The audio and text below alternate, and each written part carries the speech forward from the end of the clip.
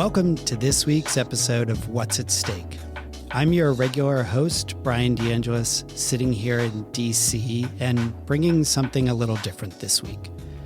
2024, as many of our listeners know, is the year of elections, with more elections happening globally than ever before. Throughout the year, Penta will have you covered with analysis on many of the elections and their implications for businesses and their most important stakeholders. Today, we have a special episode in store for our listeners where we're sharing a recent conversation led by Andrea Christianson, my colleague here in the DC office, discussing the elections for the European Parliament taking place in about a month's time with two of our experts from Penta's Brussels office, partners Jill Craig and Rory O'Donnell. Take a listen as the group discusses the key players in the EU elections and what businesses around the world can expect from a new Parliament and Commission. I hope you enjoy. Thank you for joining us for this webinar, Brussels 2024, New Parliament, New Commission. What does it mean for you? I'm Andrea Christianson.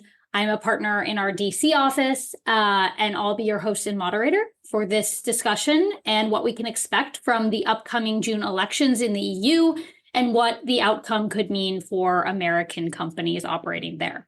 So as you know, Penta is the premier stakeholder solutions firm. We combine data, analytics, business acumen, and government insights to help our clients understand how stakeholders perceive them, but also develop and execute strategies to bridge the gap between current perceptions and desired outcomes. And today I'm thrilled to introduce the host of our conversation. First is Jill Craig. Jill is a Brussels-based senior partner and has led Penta's office there for more than a decade. She has more than 25 years of experience in public affairs and corporate communication, primarily in agribusiness, trade, energy, and financial services. Second, Rory O'Donnell. Rory is a partner in Penta's Brussels office and works primarily in international agriculture, food, and trade. He has over 30 years of experience working in the UK civil service, with the last 9 years spent in the UK mission to the EU, working on agri-food trade and Brexit, including the EU-UK Trade and Cooperation Agreement and the Northern Ireland Protocol. So done lots of great stuff. Thank you, Rory. Logistically, we're planning a 45-minute session, presentation time, and Q&A at the end. But we want you to feel free to put questions in the Q&A panel there at the bottom that you should see, and I'll be monitoring that and will interrupt politely as possible. And so I will stop talking and turn it over to our Brussels colleagues, Jill and Rory.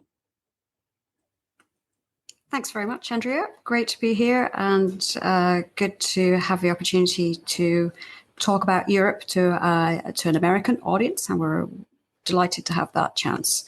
It's a big year for the EU because lots of things are about to change, and so we want to walk you through that.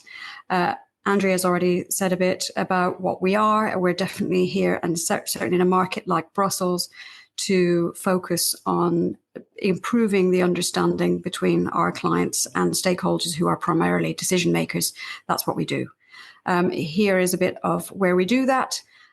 We see a little blob there for Brussels, and we have a strong link, obviously, with the other regulatory center in Washington, D.C.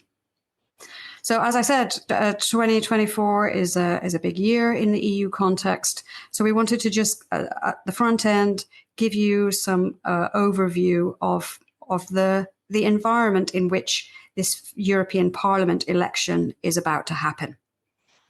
So I think it's not an exaggeration to say that this is a pivotal year for the EU, as it is every 5 years, because this is the opportunity, it's the moment when the European policymakers get the chance to set out a vision and an ambition for how the policymaking landscape will look for the next 5 years. So we're going to talk you through a bit about those changes and some of the issues that we expect to see in that vision for the next 5 years.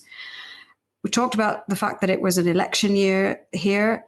In fact, although the European Parliament election is happening across all 27 member states of the EU within the same week, inevitably many voters will be voting with a national lens. So the majority of those countries are having this election out of their election cycle. So they're not happening at the same time as other national or regional elections. And therefore, inevitably, they will be thinking about national issues. And given that this is an opportunity for a protest vote, or indeed to express a view outside of a standard election cycle, we expect that to be quite volatile, as we do in every European Parliament election year. We want to give you some ways to tackle that as well, and we'll get to that towards the end of our conversation. But we are very happy to pick up questions, as Andrea said, as we go through. So please don't hesitate to do that. Just as a sort of overview of what are Europeans thinking about as we head into this election, we could have put only one little star here, and that would have been the economy. I think it's fair to say that all the other things are a subsection of that. We've seen the cost of living increase. This is leading to discomfort in many countries in Europe, and that it has been also due to the impact of the war in Ukraine, which is on the borders of indeed some EU member countries, and therefore it's a very, very live issue. And we've seen that impact on energy prices, food security. And so inevitably, as well as the defense and security issues, which are high on people's radar at the moment. There's a increasing sense of issues around national identity. What does Europe look like?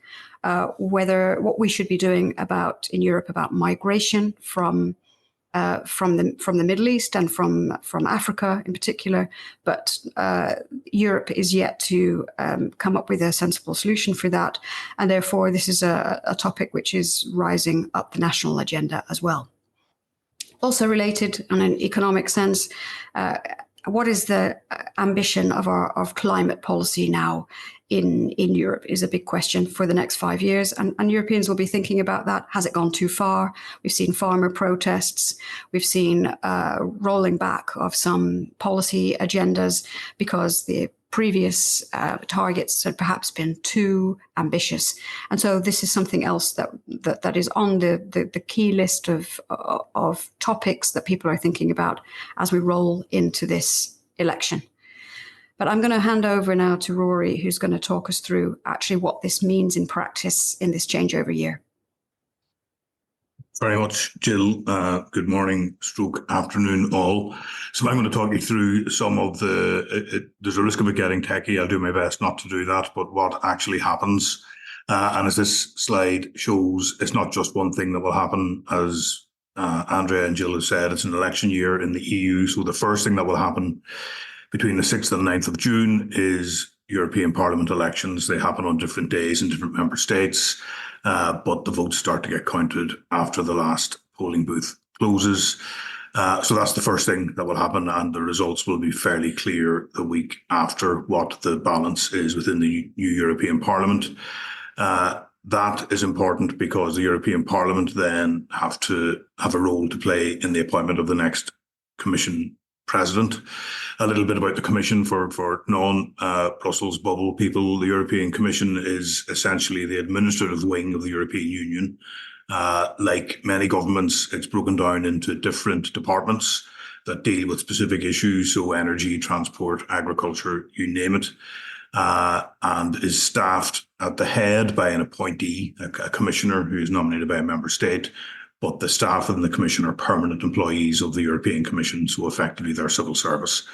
And the Commission President is on top of the whole thing, and the Parliament have to vote in favour of the Commission President. The Parliament also have a role in the appointment of, or the approval of, nominated commissioners. So once the elections happen in the Parliament, then the next phase of the process of the changeover in Brussels starts to kick in. We can expect The first vote on the Commission President, there's some debate about whether that will happen in July or September. I think the money is on possibly September because there is only one meeting of the European Parliament in July, and they will use that meeting to establish their positions and will then have a vote on the Commission President in September. The Commission President is nominated by the heads of all of the member states, and they meet towards the end of June to decide on who their nominee should be. So that is broadly the sequence. Next slide, please. I think that sets it out in a bit more detail. Elections at the start of June, Council nominate Commission President. At the end of June, vote by the Parliament on who the Commission President should be, probably September, but not impossible that it would be in July. Then member states each nominate a commissioner to the Commission President.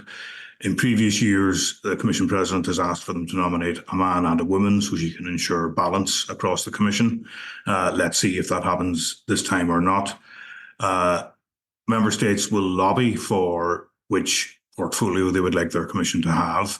And if you're a bigger member state like France or Germany or one of the others, you may have some influence on which portfolio you get, but the final decision on which portfolio is for the Commission President. And then that person has to do an appearance in front of the relevant committee of the European Parliament where they get asked questions about what they understand of the portfolio. At that stage, the Parliament could reject the nominee, in which case another one needs to be put forward. And at the end of the process, the Parliament votes for the full suite of who the nominated commissioners are. So, and that's likely to be probably November by the time the hearings have taken place.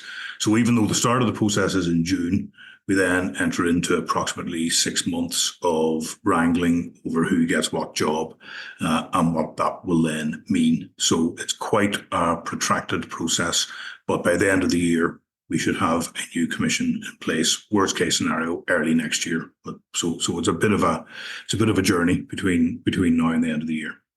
Next, please. This is just a bit more on the elections themselves. Covered much of this. I guess the one thing I didn't say is MEPs, members of the European Parliament, sit for a period of 5 years.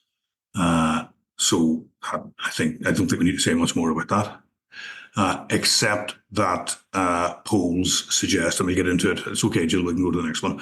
Polling is suggesting that there is a bit of a move to the right across Europe. The sorts of issues people are worried about tend to be ones that more right-wing parties can benefit from. So the little picture on the left there shows the makeup of the current Parliament, and the one on the right is the latest projection of what might happen in June. Now, it's interesting that the projections as of, I think, yesterday are quite different to what they were in even 2 or 3 months ago. 2 or 3 months ago, they expect there was a bigger swing to the right being projected. That has come down a little bit. And these are only projections, and this changes quite a lot. I think, as we found in a few elections over the last 5 or 10 years, sometimes polling doesn't do a great job. And one thing polling seems to struggle a bit with is people voting for more populist parties, either because they don't want to tell the pollster what they're going to do, or just an inbuilt bias into the way they analyse the data. So these figures could swing again. But if we move to the next slide, it gives us a sense of what we think might happen. So here, traditionally, the European Parliament is made up of a number of different political groupings. Quite hard to translate totally accurately for an American audience, but the EPP are kind of, I guess, as close as you get maybe to mainstream Republican, sort of centre-right. S&D, I won't get into whether that's Democrat or not, but sort of centre-left. And then there are various other parties that go further in each direction. And the Renew grouping, sort of Liberals, sit in and around the middle. Historically, what the way they've made things work is you form some sort of a grand coalition within the Parliament, essentially to ensure you have enough votes to get the preferred candidate for Commission President elected in the Parliament. And historically, that has been EPP and S&D come together, and then sometimes they require one other party to give themselves the necessary votes. For the first time, though, this election, it is at least theoretically possible that you could have a centre-right coalition. So you wouldn't have the traditional centre-right and centre-left coming together. But on current projections, it's just about enough to command a majority. And I think some of the parties within that coalition may find it hard to agree on lots of things. So it's still I think the most likely outcome is still a grand coalition. And the first job of that coalition is to vote on the nomination for the Commission President. So it just shows the old ways are still looking like they'll be there, but the move to the right is definitely happening, and I think that has potential implications. Rory, Next. could I interrupt you really quickly and ask, Yes. Did I hear you right when you said that this could be the first time that there's a center-right coalition Yes. majority possibility? Yes. Yeah, so every time previously, 5 or 6 times, it's been basically EPP and S&D are the two biggest parties, and they control a lot. But sometimes they required Renew. So Renewers are sort of the Liberal Party grouping, and they were certainly needed last time in order to ensure that Commission President von der Leyen had sufficient votes to get approved by the Parliament. So it is the first time it's a possibility. I still think it's unlikely, but it's the first time it's been a possibility.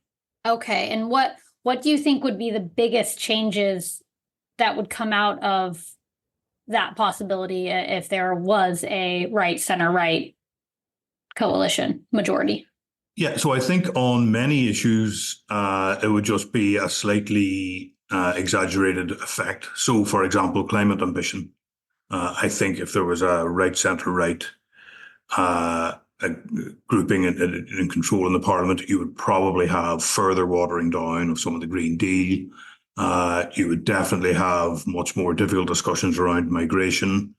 You would probably have some quite interesting discussions around agriculture policy. There have been protests in Brussels and across Europe over the last few months, fundamentally saying that the environmental requirements being placed on farmers make them uncompetitive and unprofitable, as a result of which quite a number of those ambitions have been watered down. I think with a more right coalition, you may see further watering down across climate and environment generally, but quite a few there have been a few farmer parties have sprung up in member states, and they tend to be centre-right. There are some exceptions to that, but broadly that seems to be a coalition. So we could expect to see some things happening there. And interestingly, under the next mandate of both the Commission and Parliament, the next round of reform of agriculture policy will happen. So there are potentially quite broad implications should that be the case. Next, please. I think as well, it's an indicator as well to the candidate who would be the Commission President to make allowances for what might be demanded by those parties that are more to the right. What would need to be given up? What would need to go into the programme of the next European Commission, and what sort of commitments and promises would need to be made by the future Commission President in order to get approval by the majority? That's totally right. And interestingly, the current President von der Leyen hasn't said very much about agriculture in her 5 years in charge, but since the farmer protest started, she has been more vocal and has worked with her colleagues in the Parliament to water down some of the environmental ambitions. Now, there's lots of reasons why that might happen, but one is as they approach the elections, they don't want that their political grouping to be seen one that isn't on the side of farmers. So we've already seen how chasing votes may be a bit unfair, but how looking at the electoral arithmetic has resulted in some policy changes already, and that's before we've got to the position after the elections.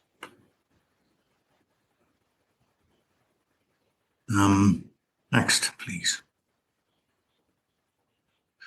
And this is just to go back to the first point, which is the parliamentary elections are the start of the process. Once Parliament's in place, we then move on to the Commission, starting with the President, and then starting with commissioners.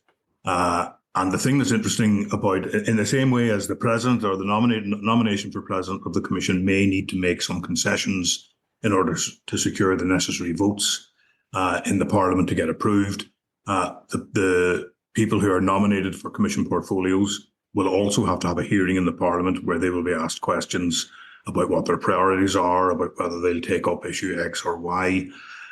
So even though the hearings only last for a few hours and happen sort of October time, there will be things said in those hearings that will have implications for policy initiatives over the following 5 years.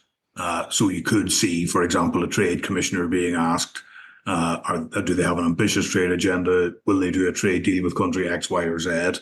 And they will give answers to those questions that could bind what they might do going forward. And I think the ones that we look at quite carefully, certainly I will, given my role, the Agriculture Commissioner's hearing, the Environment Commissioner's hearing, Climate Commissioner, because there'll be competing questions. On the one hand, you will have pro-agriculture MEPs saying, surely you impose additional burdens on the agriculture sector, but you'll also have Green MEPs and others who will be saying, is it not time for agriculture to play its part in relation to environmental ambition? So it's quite a crucial point in the process, not for setting firm policy, but certainly it could make some commitments that will then need to be followed up in subsequent years. So that's quite an important part of what will happen towards in the early autumn. Next, please. And the last one for me, likely priorities for the next Commission. I mean, we talked about this a bit at the start with what are Europeans thinking about. And whilst there isn't always a direct link between what the people are thinking about and what the Commission are thinking about, sometimes the Commission have their own ideas. I think broadly the sorts of things we can expect a future Commission to be thinking around is competitiveness, strategic autonomy. In some ways, I mean, this could be portrayed a wee bit as a more comprehensive response to the IRA in Washington, where the EU will want to support, where possible, various industries, become a bit more protectionist than it already is. So I think that will be a thing. I think defence. There is talk that for the first time there will be a defence commissioner. That's not happened before. Now, exactly how that will play out, time will tell. But the war in Ukraine, I think, has focused attention in Europe, not just on vulnerabilities to an aggressive Russia, but some vulnerabilities around supply of military hardware, etc. So you can see they want to have a look at what they can do there. Their ambition will probably be beyond what they can actually deliver, but it's a departure really for the Commission. So I think that's quite interesting. Regulation of technology, and this is an area where the Commission will see itself as being a bit ahead of other regulatory hubs. They already have some legislation, AI.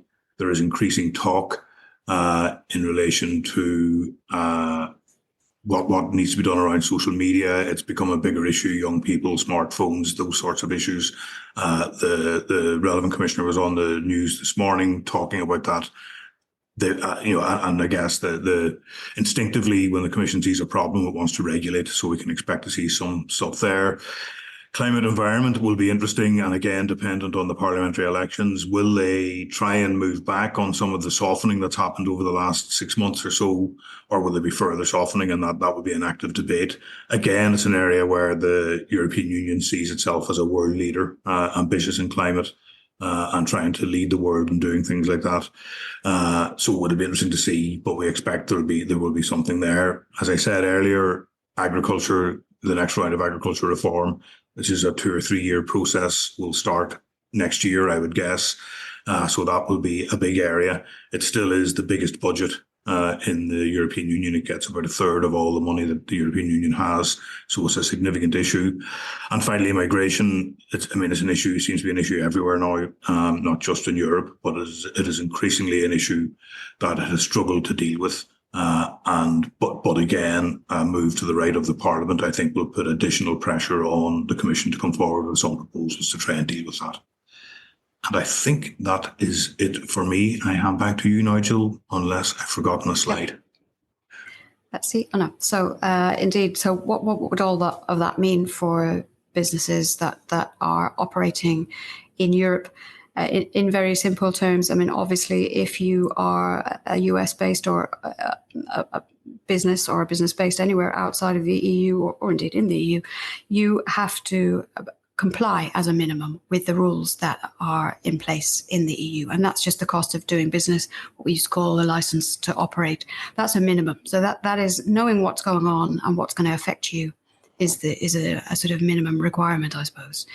But as Rory just said, the EU's response to many issues is actually to regulate. And so we can expect to see more legislation. That's not just our gut feeling. We've seen that many of you who have experience working with EU policies will have seen examples. For example, the Digital Markets Act, the Digital Services Act. Before that, data protection, GDPR. There was also in this current term of EU policymakers more interest in regulating supply chains. So we've seen deforestation-free supply chains being mandatory, and many of these elements are important to Europe, but also have extraterritorial application, which means that wherever you are in the world, you have to take them on. And we often also talk about Brussels as a leading regulatory hub where others, particularly in Asia, take on European rules because they're already made. And so they're more likely to lean into those than to create their own.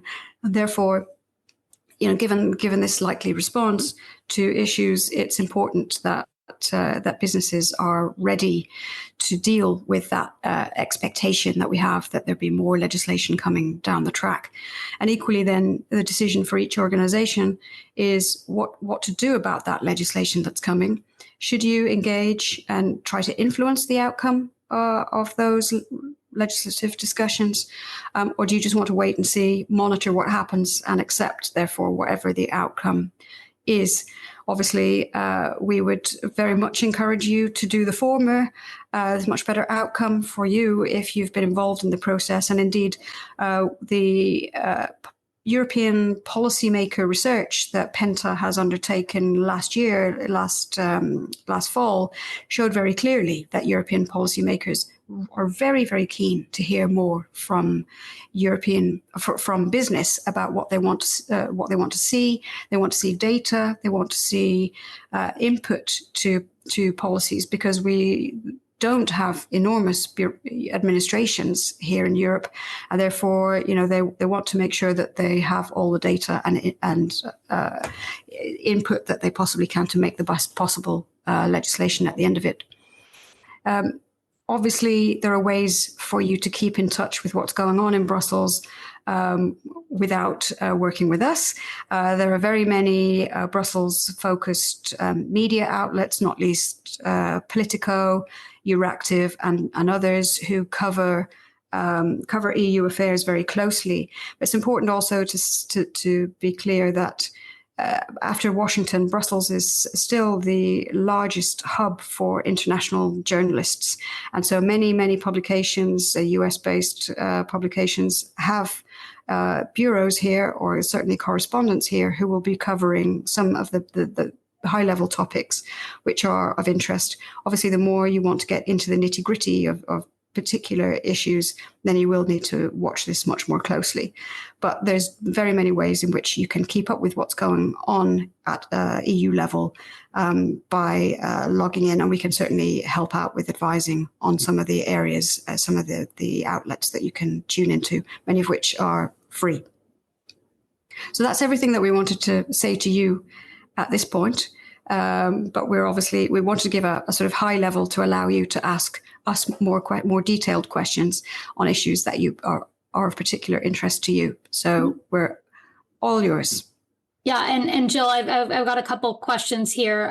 The first is, can you comment on the likely color of MEPs returned from the largest EU countries and what that might mean for the key economic business-related committees in the Parliament and the Parliament's policy orientation generally?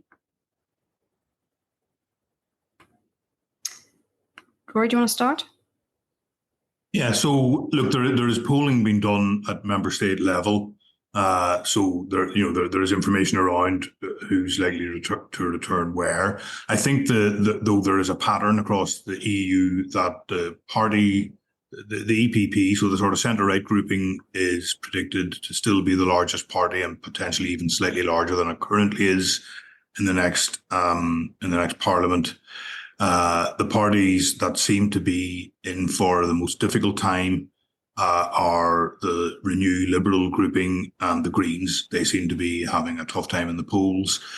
What's interesting about the Renew grouping is they have quite a lot of their membership comes from France, one of the key member states. I mean, the two most important member states, probably France and Germany.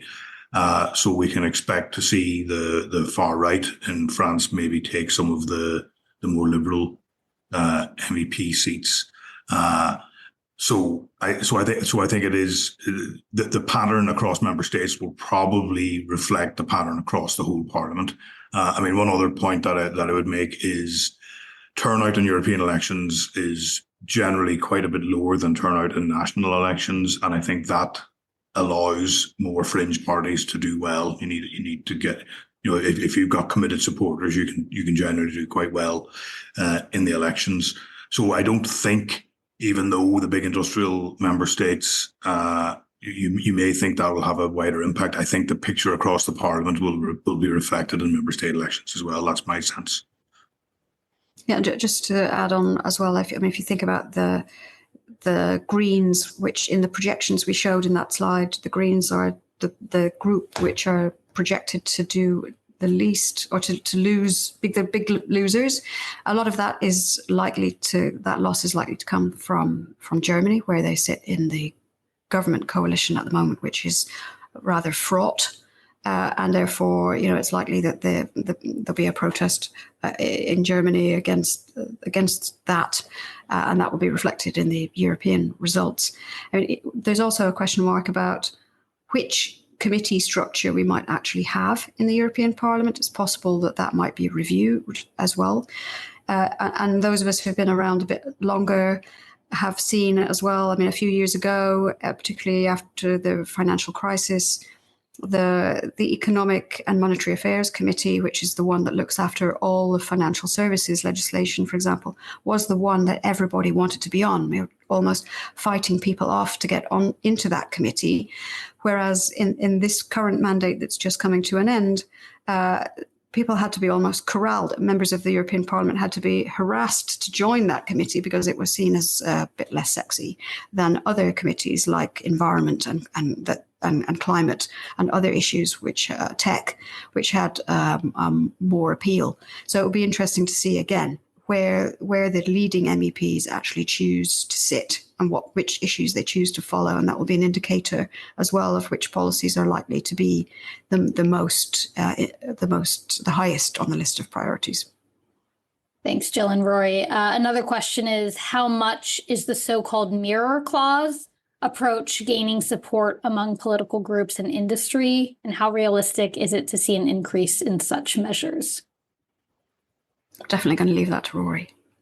I think it's definitely on the up. I think the EU increasingly sees itself as setting standards for the world, and they want to use various policy initiatives, trade primarily, but others, to try and impose on other countries the similar standards to the ones that they impose on themselves. So we have deforestation recently. I mean, it's quite controversial globally, but it's also quite controversial within the EU because everybody has to abide by the same set of rules. And whilst the target for the legislation may be some African countries and some South American countries, there are some member states who do quite a lot of forestry, and they're a bit worried that they're going to be held to a standard where they think what they're doing is sustainable and what others are doing isn't.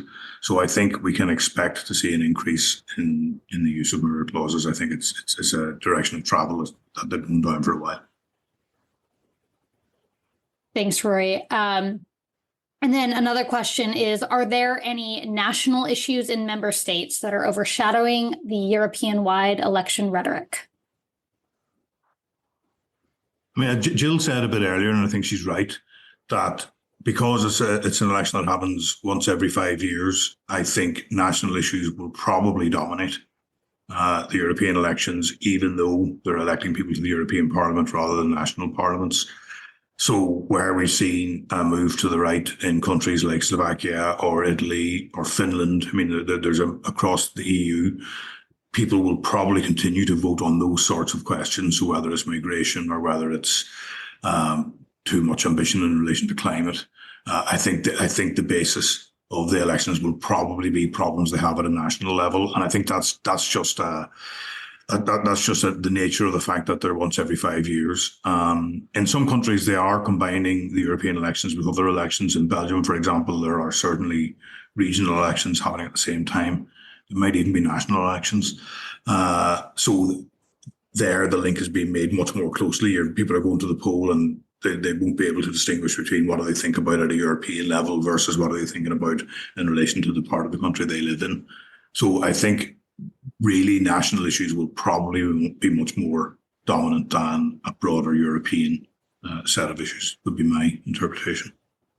Okay, and a good follow-up to that is we're seeing quite a lot of division between the far right and the hard right parties in Europe play out in public over differing views to Russia, Ukraine, among other things.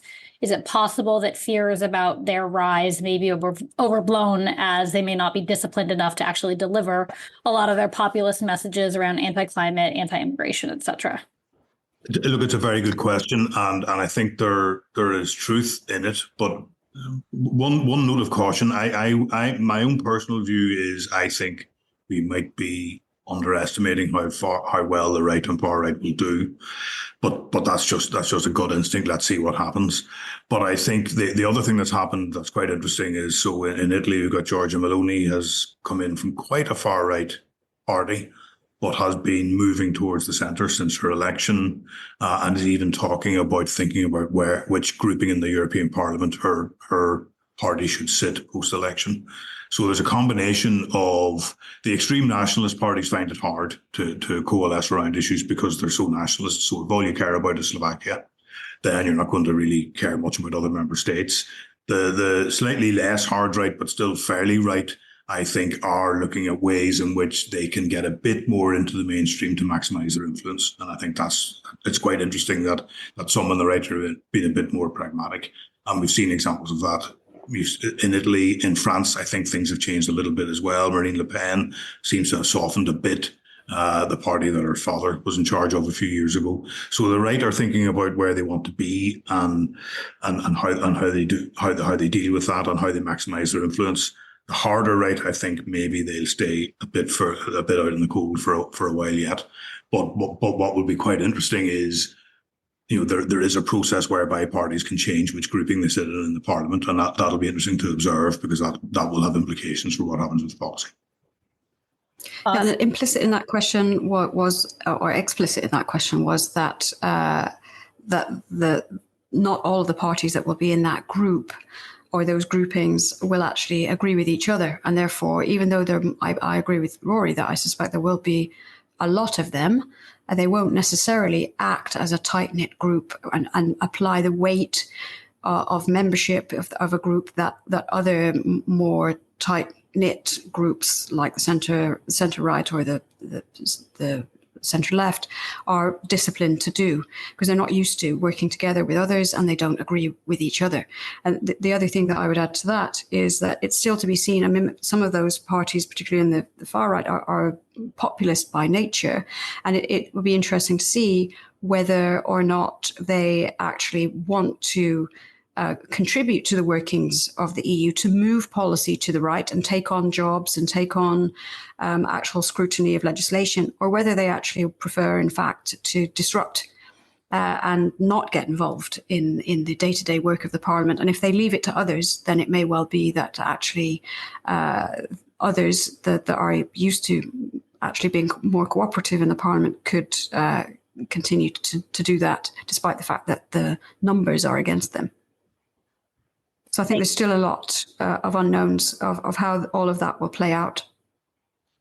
Yeah, thanks, Jill. And I think last question here is, we talked a little bit about how the EU sees itself as leading, particularly in technology and climate policy. And Rory, you mentioned deforestation as an issue to watch. Are there any other issues to watch that are kind of nascent that you see the EU wanting to establish itself as a leader on?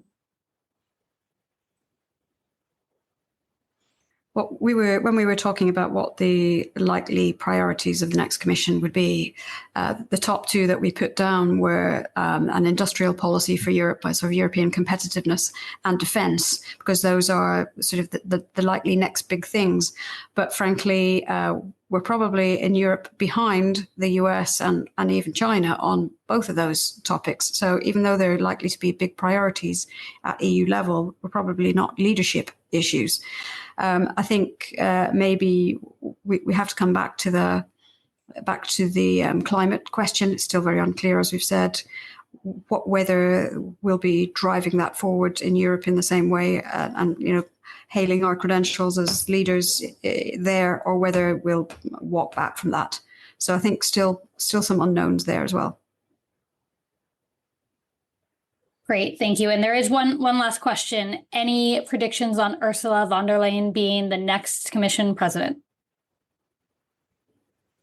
I mean, I am a betting man. But I haven't. I don't tend to bet on elections. I think she's still the favourite, but I think there are 6 months ago she was definitely favourite, no question. Not really talking about alternatives. There is a bit more chatter around alternatives now, so it's interesting to see. But if I was going to bet a few euros, I would probably bet on her. But I wouldn't. I mean, Mario Draghi, who from Italy, has been talked about a bit. There are a few other names that are floating around, and in itself, that's quite interesting. So people are wondering what the alternatives might be. The only other thing I'd say is that this time 5 years ago, nobody had heard of Ursula von der Leyen. She emerged as a compromise candidate when Council couldn't quite work out who was most likely to get it. So, and it's not the first time somebody's come out a bit of left field to get the job. So I think it's by no means guaranteed, but I would still say favourite. All right. Well, on that note, thank you, Jill and Rory. Thank you, everyone who participated. We'll share a recording of this if helpful, and always happy to answer any other questions you have, and hope everyone has a wonderful rest of the day. Thank you.